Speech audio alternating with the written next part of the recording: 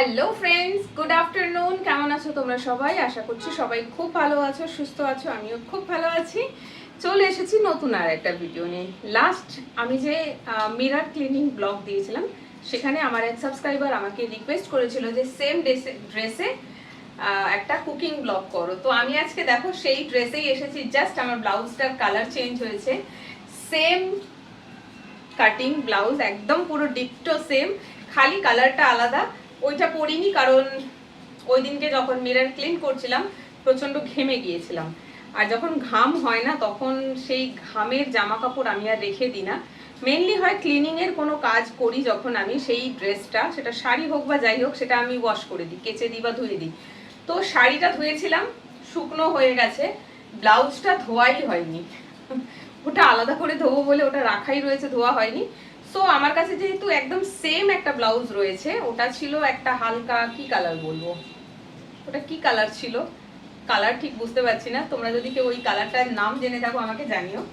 তো এটা রয়েছে ব্ল্যাক, একদম সেম, ঠিক আছে। সো চলো দেরি না করে কি করছি সেটাই তোমাদেরকে বলে দিই। এখানে ভাত রান্না করা হয়ে গেছে, ঘড়িতে এখন প্রায় 2:45 মতন এরকম কিছু সময় হচ্ছে।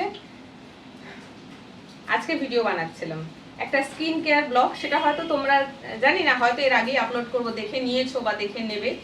তো আজকে আমি যেটা করেছিলাম সেটা হচ্ছে ট্যান রিমুভাল একটা প্যাক লাগিয়েছিলাম আমার হাতে, পায়ে, পায়ে তো বলবো না, হাতে, মেনলি হাত আর নেকের এইটুকখানি পার্ট। এত বেশি ট্যান পড়ে, মানে আমি ছাতা ইউজ করি না, প্লাস এখন হচ্ছে র্যাপিডো করে যাতায়াত করি।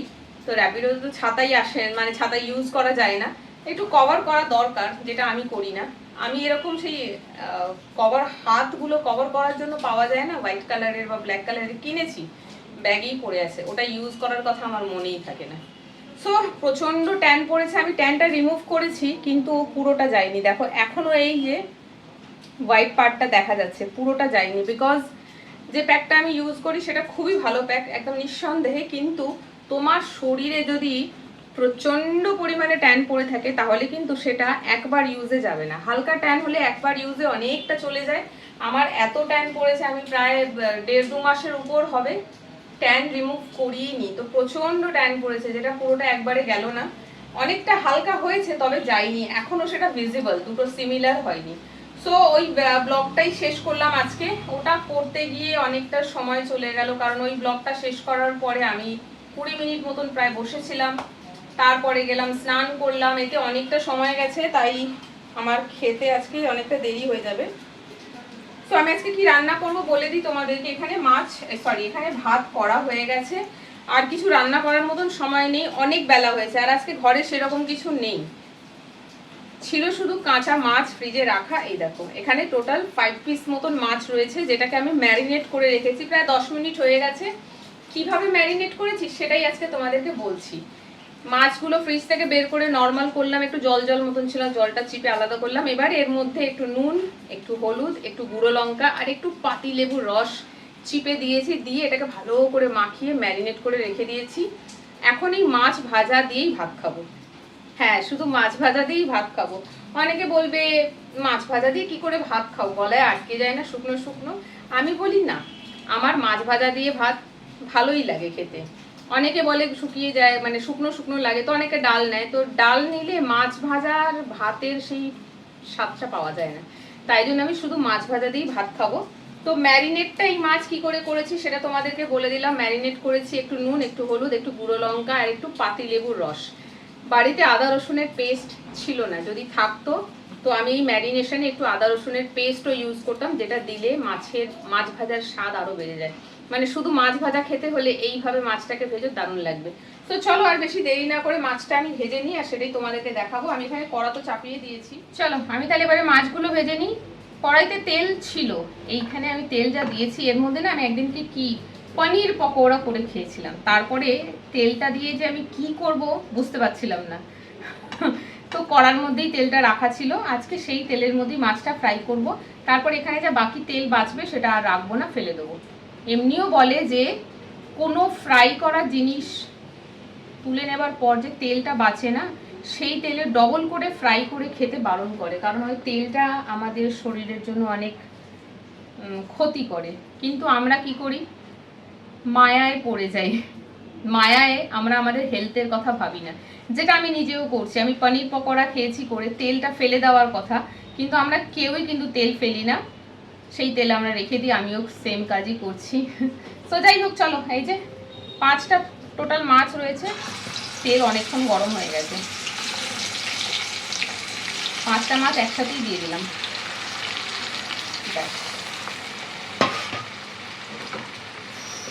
আমি রান্না করতে আসবো, ছ্যাঁকা খাবো না, তা কি করে হয়। তো যাই হোক, মাছটা দিয়ে দিলাম, পুরো ফেনা ফেনা মতন হয়ে গেছে, জোরটা বাড়িয়ে দিলাম। মাছটা একটু একটা সাইড ফ্রাই হয়ে যাক, তারপরে আমি উল্টে দেবো। ততক্ষণ আমি হাতটা ধুয়ে নিই। দেখো হাতে পুরো তেল ফেল লেগে গেছে, তেল ওই যে হলুদ লঙ্কা লেগে গেছে, এটা আমি আগে ধুয়ে নিই। যতক্ষণ মাছটা ফ্রাই হচ্ছে আমি এটাকে একটু পেছনে সরিয়ে দিই, সামনে এগিয়েছিলাম তোমাদেরকে দেখাবো বলে। আচ্ছা, এই মাছ ফ্রাই হচ্ছে তো এর সাথে আমি আরেকটা জিনিস অ্যাড করে দেবো। তোমরা চাইলে এভাবে করে তোমরাও খেতে পারো, খেতে খুব ভালো লাগে। আমি গুঁড়ো লঙ্কা দিয়েছি, তবে গুঁড়ো লঙ্কাটা না ঝাল হবে না, জাস্ট ওটা ম্যারিনেট করার জন্য আমি দিয়েছিলাম। আমি এই মাছের তেলে ভাজবো কয়েকটা কাঁচা লঙ্কা, এই ধরো 5 পিস মতন, ঠিক আছে? অনলাইনে কেনা তো, পরিষ্কারই আছে। আমি কাঁচা লঙ্কাগুলো ভাজবো, তবে কাঁচা লঙ্কাগুলো এরকম, এই যে বোটাগুলো দেখছো কাঁচা লঙ্কার, এই বোটা সমেতই দেবো। তবে বোটাগুলো সমেত দিলে কি হবে না, কাঁচা লঙ্কাগুলো যখন তেলে পড়বে তখন ওগুলো ফুলে যায় আর খুব বাজেভাবে ফাটে। যখন ওটা ফাটবে তখন তেল, কাঁচা লঙ্কার দানা সব ঠিকরে অনেক সময় হয় সারা কিচেনটা ভরে যায়, প্লাস চোখে মুখেও আসতে পারে। তাই জন্য কাঁচা লঙ্কা বলো বা শুকনো লঙ্কা বলো, তেলের মধ্যে দিতে হলে হয় ভেঙে দাও, আর যদি মনে করো গোটা দেবে তাহলে মাঝখান থেকে একটু চিড়ে দাও। বোটা সমেত কাঁচা লঙ্কা শুকনো লঙ্কা কোনোটাই দেবে না। তেলে যাওয়ার পরে পরেই ওর মধ্যে ভেতরে না একটা গ্যাস তৈরি হতে শুরু করে, যেটা ফুলিয়ে ফাটিয়ে দেয় পুরো। সো চলো, আমি রান্না করতে করতে তোমাদের সাথে কিছু কিছু টিপস শেয়ার করি। হ্যাঁ, জানি এই জিনিসগুলো খুবই নর্মাল একটা জিনিস, অনেকেই জানে, তবে অনেকে কিন্তু জানে না। আমি শুরুর দিকে জানতাম না, একবার হয়েছে শুকনো লঙ্কা বা কাঁচা লঙ্কা কিছু একটা হবে, তখন আমি অনেকটাই ছোট, তেলের মধ্যে গোটা দিয়ে দিয়েছি, ব্যাস আর কি, ফেটেছে। আর ফাটার সাথে সাথে তেলটা চারিদিকে ছিটকেছে, সঙ্গে লঙ্কার দানা আমার চোখে এসে পড়েছে, ব্যাস আর কি। লঙ্কার দানা চোখে পড়া মানে বুঝতেই পারছো মারাত্মক জ্বালা। তো তারপর থেকে তখন আমাকে একজন বলেছিল, মেবি আমার মাই বলেছিল, আমার খেয়াল পড়ছে না এটা, কারণ অনেক ছোটোবেলার কথা। তারপর থেকে আমি শিখেছি, আমি তার কথা শুনে বুঝলাম যে শুকনো লঙ্কা বা কাঁচা লঙ্কা কোনোটাই গোটা তেলে যাওয়া যাবে না। তারপর থেকে আমি এই টিপসটা অ্যাপ্লাই করি, আর কখনো এরকম দুর্ঘটনা আমার সাথে ঘটেনি। তো আমি এবারে মাছটাকে উল্টিয়ে দিচ্ছি, পুরো ফেনা ফেনা হয়ে গেছে দেখবে, এইরকম। লঙ্কা কিন্তু আমি এখন দেবো না, লঙ্কাটা পরে দেবো, কারণ লঙ্কাটা হালকা একটু ফ্রাই করবো, এখন দিলে অনেক বেশি ফ্রাই হয়ে যাবে। দেখো কত ইয়ে হয়ে গেছে। গ্যাসের জোরটা আমি একটু কমিয়ে দিলাম, একটা পার্ট হতে থাকবে। আর এই সময়টাতে আমি যেটা করবো সেটা হচ্ছে, আমি খাবো। ভাত তো করা হয়ে গেছে, তবে ভাতটা না আমি থালায় বের করে দিই, কারণ অনেকেই আছে যারা একদম গরম গরম ধোঁয়া ওটা ভাত খেতে পছন্দ করে, আমি পছন্দ করি না। সুষুম গরম থাকুক, আর না হলে একদম ঠান্ডা হয়ে যাক। ওই খাবারের থালা সামনে নিয়ে বসে থাকবো, ভাতটা গরম তাই একটু ওয়েট করি ঠান্ডা হলে খাবো, আমার না ওটা হয় না। তার থেকে ভালো আমি ঠান্ডা করেই নেব। তো নিয়ে নিলাম ভাত, আর যা ভাত রান্না করেছি আজকে আমি খাবো, আর বাকিটা নিয়ে যাব বাড়ি। কারণ তোমরা জানোই, তোমাদেরকে বলেছিলাম যে একটা স্ট্রিট ডগ, যার নাম কালি, মানে ফিমেল ডগ, সে আমাকে এতটাই পছন্দ করে, আমার বাড়ির সামনে এতটাই সেফ ফিল করে নিজেকে, যে যেতেই চায় না বাইরে। আগে ওকে রাস্তায় কুকুর মারতো, অন্য কুকুরেরা ওকে অ্যাটাক করতো, প্রাণের ভয়ে আমার ঘরে লুকিয়ে থাকতো। ঘরে ঠিক বলবো না, জাস্ট এই ফ্ল্যাটের দরজার বাইরেটা, সিঁড়ি দিয়ে উঠে ফার্স্ট ফ্লোরে ফ্ল্যাটের দরজার সামনে বসে থাকে। তো এবারে কেউ যদি তোমার দরজার সামনে দিন রাত বসে থাকে, আমি জানি না কে বা কারা পারবে তাকে খেতে না দিয়ে থাকতে, আমি তো পারি না। অনেকে আছে মেরে তাড়িয়ে দেবে, আমাদের ওখানেও হয়, আমার কাকি থাকে আমাদের অপোজিট সাইডে, ওকে মেরে তাড়িয়ে দেয়। আমার মা করে, কিছুটা আমার জন্য পারে না করতে, ও আমার জন্যই আজ ওই ফ্ল্যাটের বাইরে বসে থাকে বা বসে থাকতে দেয় ওকে সবাই। আমি যখন ওই বাড়ির ছেড়ে চলে আসবো, আমি জানি না ও যদি বেঁচে থাকে তখন ও কী করবে। এই দুমুঠো ভাত খাওয়ার জন্য সকাল থেকে রাত অবধিও অপেক্ষা করে থাকে। আমি তো সারাদিন বাড়ি থাকি না, সকালবেলা ওরা আবার মেরি বিস্কুট খায় না, পার্লেজি খাবে। তো ওকে সকালবেলা 2-3টে পার্লেজির প্যাকেট কেটে একটা বাটির মধ্যে ওকে দিয়ে আসি, ও সারাদিন ওটা খায়। টুকটাক বাইরে বেরোয়, জানি না খেতে পায় কিনা, দিয়ে আমি যখন সন্ধ্যাবেলা যাব ফ্ল্যাটের বাইরে বসে আছে। আর আমাকে দেখলে কীরকম করবে বিশ্বাস করো, আমি যদি পারি কখনো তোমাদেরকে ওর একটা ভিডিও করে দেখাবো। ও জানে আমি এসে গেছি, এবার ওকে খাবার দেব। তো ওই দুমুঠো খাবারের জন্য বেচারি দরজার কাছে বসে থাকে। তো কি করে আমি তাকে খেতে না দিয়ে রাত্রিবেলা নিজে খাবো বলো তো? আমি পারি না। তো আমি ওর জন্য রোজ ভাত নিয়ে যাই। কালকেই ওকে আমি মাছ ভাত মেখে দিয়েছি, তাই আজকে ওর জন্য আমি মাছ নিয়ে যাব না। ওকে বেশিরভাগটাই আমি ডিম সিদ্ধ ভাত, দুধ বিস্কুট, মাছ ভাত, মাংস ভাত দিয়ে থাকি। রবিবার করে আমার ঘরে যখন মাংস রান্না হয়, ওর জন্য আমি আলাদা করে মাংস নিয়ে যাই কিনে, ওর জন্যও মাংস হয়। যে মাংস ওই দিনকে খায় আবার একটু রাখা থাকে, পরের দিন বা একদিন পর আবার ওকে দিই। তো কি করব বলো? আর মাঝে মাঝে বদমাইশি করে, জুতোগুলো ফেলে দেয়। আমাদের বাইরে একটা জুতো রাখার র্যাক রয়েছে, জুতোগুলো ফেলে দেবে। মারি, কিন্তু ও জানে আমার মারটা ঠিক মার না, ওটা আদর মিশ্রিত মার, তাই ও দাঁড়িয়ে দাঁড়িয়ে মারও খায়। সো যাই হোক, তো ওর জন্য ভাত নিয়ে যাব। আজকে স্যাটারডে, কালকে সানডে।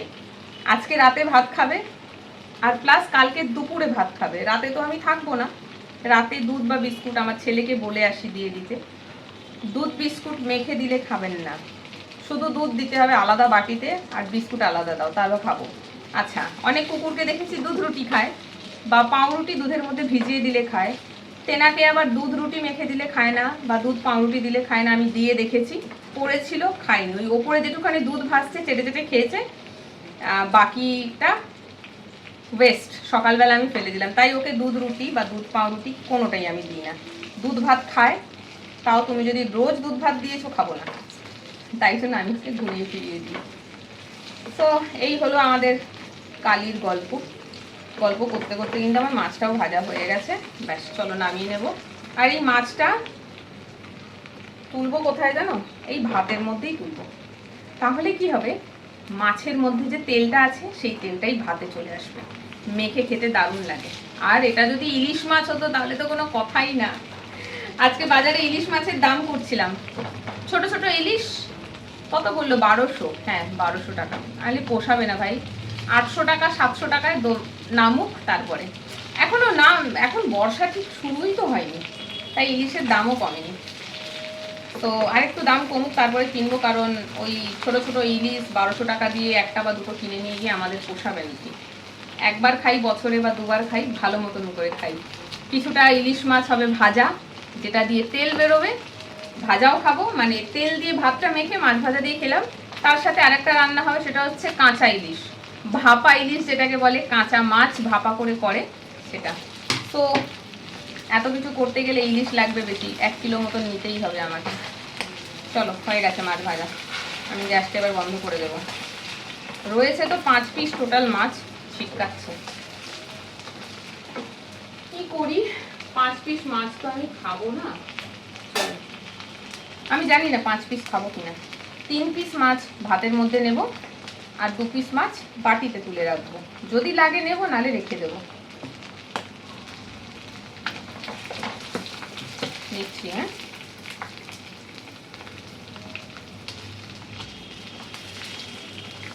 এই যে দুটো,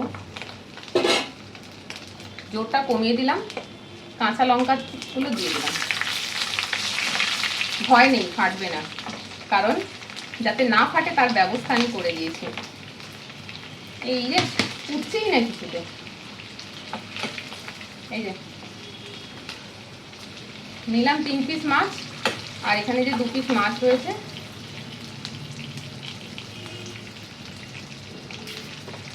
দিয়ে বাটিতে রেখে দিলাম। একটু তেল, জানি এটা আনহেলদি, একেবারেই খাওয়া ঠিক নয়, কিন্তু বিশ্বাস করো এই তেলটা দারুণ লাগে খেতে। ব্যাস হাতাটা বের করে দিলাম ধুতে। লঙ্কাটা একদম পুরো ভাজা ভাজা করার দরকার নেই, আমি গ্যাসটা কিন্তু বন্ধ করে দিলাম। ব্যাস আমার আজকের দুপুরের মেনু। খেতে না দারুণ লাগে, সবার ভাল লাগবে না, এটা সবার জন্য নয়। যারা শুকনো জিনিস খেতে পারে না, আজকে রান্নাটা তাদের জন্য নয়। আজকে রান্নাটা শুধু আমার মতন মানুষের জন্য, যারা মাছ ভাজা দিয়ে ভাত খেতে পারে, ডিমের অমলেট দিয়ে ভাত খেতে পারে। আমি তো পারি, বেশ লাগে আমার। সো যাই হোক, চলো কড়াতে কতটা তেল আছে দেখবে, দেখাই। এই দেখো এতটা তেল আছে। যদি কিছু তরকারি বানাবার থাকতো তাহলে আমি এই তেলের মধ্যে বানিয়ে নিতাম। এটা ফেলে দিতে হবে এই কারণে, এটা অলরেডি এর মধ্যে একবার পনির পকোড়া ভেজেছি, সেটা 2 দিন রাখা ছিল। আবার আজকে মাছ ভাজলাম। আমি যে কালকেও আবার কিছু রান্না করব, একেবারেই না। আমার রান্না এখন করতে আরও হয়তো 2-3 দিন, এখন মাঝে কিছুদিন আমি এখন রান্না বান্না করছি না। তো তেলটা আবার মানে দ্বিতীয়বার রান্না করার পর তেলটা আবার রেখে দেওয়া খাওয়া মানে বিষ হয়ে যাচ্ছে। সেই জন্য আমি আজকে তেলটা ঠান্ডা হলে ফেলে কড়াটা মেজে রেখে দেবো। ব্যাস তোমরাও কিন্তু এভাবে করো, একবারের বেশি দুবার আর সেই তেল ইউজ করো না, ওটা পুরো বিষ হয়ে যায়। এই যে দেখো, এই হলো আমার আজকের রান্না। সো চলো আজকের ব্লগটা এখানেই শেষ করছি। আর যে রিকোয়েস্টটা করেছিল, বলেছিল সেম ড্রেসে একটা কুকিং ব্লগ বানাও, তো রান্না তো আমি কিছুই করছি না এখন। কুকিংয়ের ওয়েট করতে গেলে আমি ভুলেই যাব ভিডিওটা বানাতে, কারণ অনেক দিন হলো রান্না বান্না করছি না, সময় পাই না, ইচ্ছেও হয় না কিছু রান্না করে খাই। আজকে একটু মাছ ভাজা খেতে ইচ্ছে হলো, সো মাছটা বানালাম। তো সেই জন্য ভাবলাম যে মাছ ভাজা বানাচ্ছি, আজকে এই ব্লগটা করে নিই, নইলে আবার কবে রান্না করব ততদিনে আমি ভুলেই যাব রিকোয়েস্ট আর ভিডিওটা বানানো। সো চলো আজকের ব্লগটা এখানে শেষ করছি। সবাই ভালো থেকো, সুস্থ থেকো। ভিডিওটা কেমন লাগলো কমেন্ট করে জানিও। টাটা।